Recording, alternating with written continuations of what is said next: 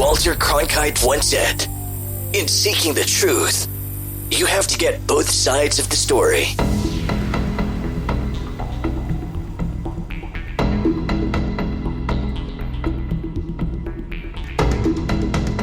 Coming to you live from the impact area of information and the destination of deliberate discussion. Welcome to Depth of Perspective, where the truth has no bias, with your host, Alex Kirsch. Information is our weapon, and we aim it on the azimuth of fire towards a better future for our country. Prepare yourselves for the arrival.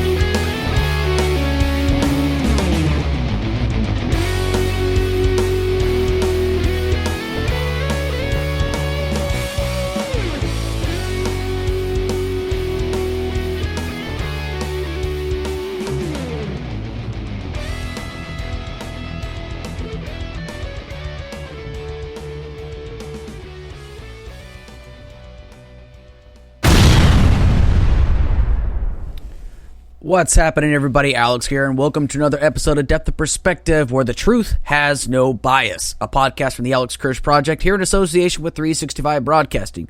Currently, I am streaming live from Spreaker, the number one way for people to start their own podcasts. If you haven't done so, please go ahead and hit follow and share this podcast out. Also, feel free to go to our website at www.365livebroadcasting.com for all the content we at 365 Broadcasting will provide for you. So, today's topic is, does Portland burn? Now, it's one of those questions like, does it blend, does it burn, so on and so forth. But the reason why I'm asking this question is because it's been 50 plus days since the death of George Floyd, right? And since then, the country has faced consistent riots and has faced consistent disregard for law and order in the country. Hey, Karen, how you doing? And consistently, especially in the city of Portland. Now, I am from Oregon. Portland is very, very near and dear to my heart. I do love the city of Portland, the city of roses.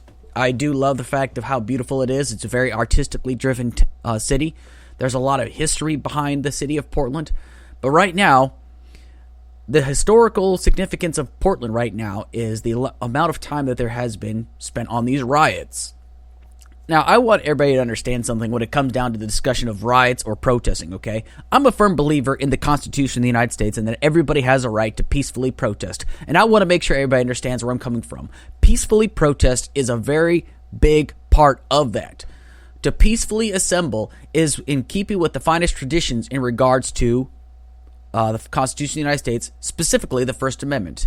Looting and rioting, however, are not covered under the First Amendment. Not by any means. Now, I've had this discussion plenty of times with people saying, well, you know, if you don't support rioting, then then you can't say anything about our forefathers who fought against the British. Well, to counter an argument like that, and should anybody ever say something like that, are you really going to try to say how back in those days that's similar to what's going on today? Because our forefathers, yes, they protested and rioted against the British. However, they dumped tea into the harbor. There are some other things that they actually did against the British. But here's what's funny right here. The people that are saying we are protesting just like our forefathers did, they are the same people. I'm talking about the rioters, not the protesters. The rioters are the same people that are trying to tear down the statues of some of the very people that fought against the British back in the day because they were oppressors, they might call them. So you really can't use that argument now, can you? The rioters are just tearing down statues and they're causing mass destruction. They're causing millions of dollars, soon to be billions of dollars worth of damage in the city of Portland. And the rioters are even rumored to have been using spikes to target federal vehicles. They're setting buildings on fire. They're tearing down fences at federal courthouses.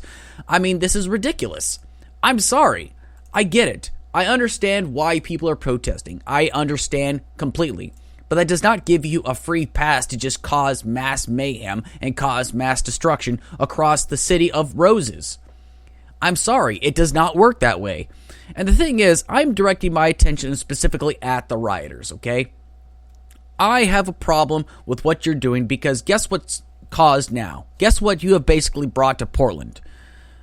You have brought federal agents to come around and they're starting to snatch people up on the streets. Now, we covered this in our panel. We made it abundantly clear that yes, law and order has got to be made possible. People have got to be brought to heel, essentially. And that might be a poor use of words, but the thing is, though, is that it's gone on long enough. I said let this whole thing play out. And guess what? Looks like it still has not played out. No, I don't condone people getting snatched up in unmarked police vehicles. I don't condone that by any means. However, I seriously have a problem when there are people that are supposed to maintain law and order in their own city are doing nothing to stop it. And I'm not talking about the protesters. I am talking about rioters. We need to make that distinction. We have got to make sure we're making that distinction. We can't just keep looping everybody in the same category. I don't like it when people loop all police in the same category just because of a few bad cops. I support the cops 100%. I also support the cops when they are right, when they are willing to put their own in check, when they're able to do their own checks and balances to ensure that the people that work in the police department are doing the right thing. It's a tough job being a cop. I have no doubt about it. For those that don't know, my mom's biological father was a cop. He was killed in the line off duty. He was shot by a man that was threatening suicide and murdering his wife. Instead, he shot my mom's biological father. She was only 2 years old. She didn't even really get to know him very well. So we support the cops. I've got friends that are cops. I've got people that I've served with that are cops. So I definitely support the cops. I also want to make sure the cops are doing their jobs. But just because a few bad cops, go against the grain and do bad things that are terrible, and I'm a firm believer that there are some cops that need to be brought to justice. But let's make things very, very clear. Rioters and looters are not the law. They are not justice. All they are doing is making life difficult for the protesters. I want to make myself clear. I fully support the protests, even if I don't necessarily agree with their message. But I fully support a peaceful protest. I'll take a peaceful protest over a violent riot any day of the week. Because a peaceful protest is where we can actually take the time to listen to what they have to say. And I'll make myself 100% clear. If I have to listen to the Westboro Baptist Church protest at a military funeral and they're covered under the Constitution of the United States, then you know what? The people that have the right to protest, if they feel that there's police brutality going on, they have every right to protest. But they don't have a right to cause riots and looting and mass destruction across cities. I don't believe in that.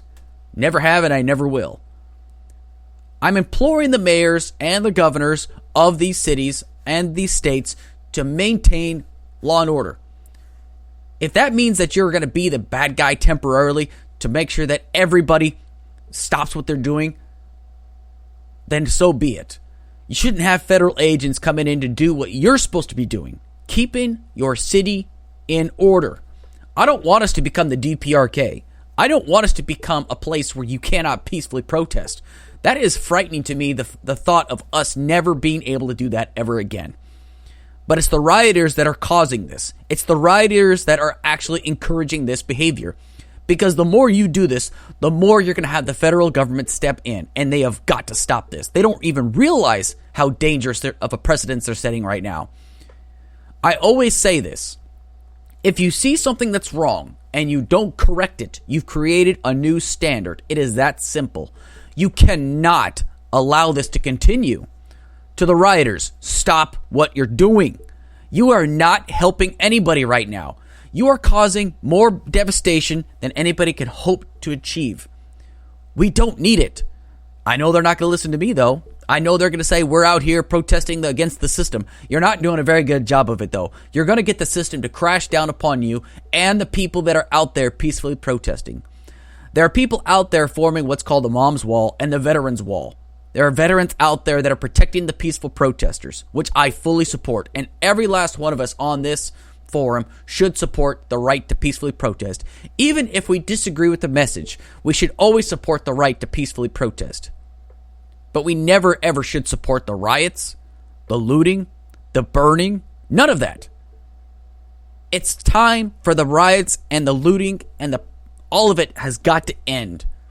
It's not getting us anywhere. It is further dividing us as a nation. So once again, to the mayors of these cities, step up to the plate. Do your job.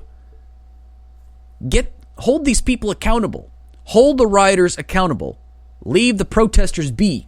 Let the protesters do their part. Protesters, if you see a rioter, put them in check. If you have to, there is more of you than there is of them.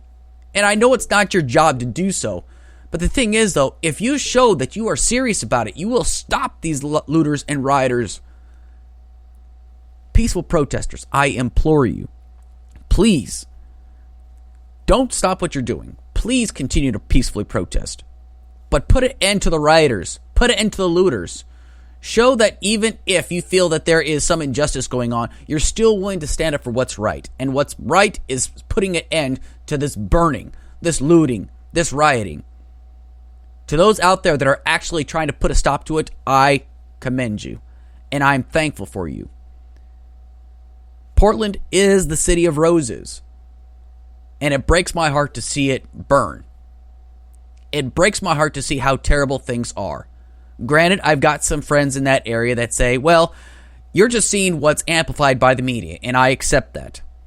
I accept the fact that there are times when the media tends to inflate the situation and make it more dangerous than it actually is. I can definitely see that happening. I've seen it with weather people that say there's a terrible storm going on, and they're acting like they're getting blown all around. Then you got to see people in the background walking calmly.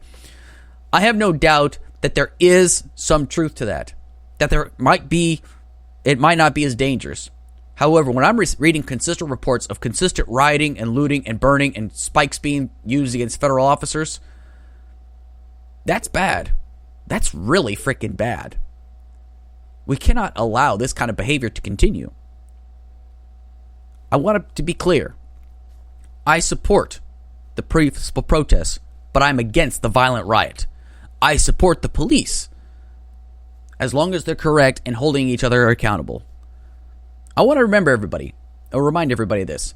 Derek Chauvin, the man that knelt on top of George Floyd's neck, had 17 other counts of misconduct against him. 17 before the George Floyd incident. That is a colossal number. That guy would have gotten kicked out of the military a long time ago. So the police have got to hold each other accountable, just like we as a society should hold each other accountable. We are not a perfect society. We never will be a perfect society. There will never be a utopia because there's so many differences of opinion, but that's okay. But the thing is, though, you don't all have to agree on a topic to still live in a peaceful society. I say it all the time. I say it every single day. You could have a difference of opinion, and you could still go on about your day. You could be a leftist, and you can have a friend that's conservative, and you can still come together and have a beer at the end of the day. It's not that difficult. It's not hard. You can be an independent like myself and be friends with people that are both progressive and conservative, and you can still go on and have a beer at the end of the day. It's not that hard. People have just got to get a grip and just get over themselves.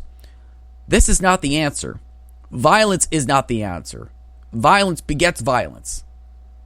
All you're doing is inflating the situation. So please, I implore every last one of you to stop with this crap.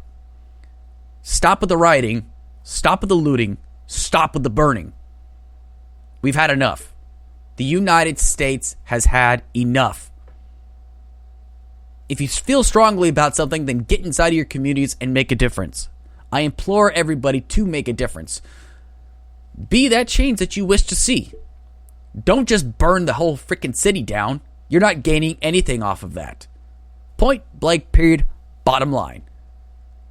Hopefully everybody understands where I'm coming from. And if you have a problem with what I have to say, well, you and I can talk about it on a later time. I have no problem saying what's on my mind and speaking from the heart on this issue. We are better than this. It's 2020. We've got an election coming up. We've still got a pandemic going on. We've still got a lot of issues in this country where people can't even get clean drinking water. We have to do better about this. And it starts with us, the people. 100%. It starts with us. We have to set the example And then once we encourage everybody to be better, we can build a better society. You can't always depend on the government to do everything for you. It starts with us. We, the people of this country. So, hopefully everybody understands this. Hopefully everybody has the chance to share this out. Thank you so very much, everybody. We are rounds complete.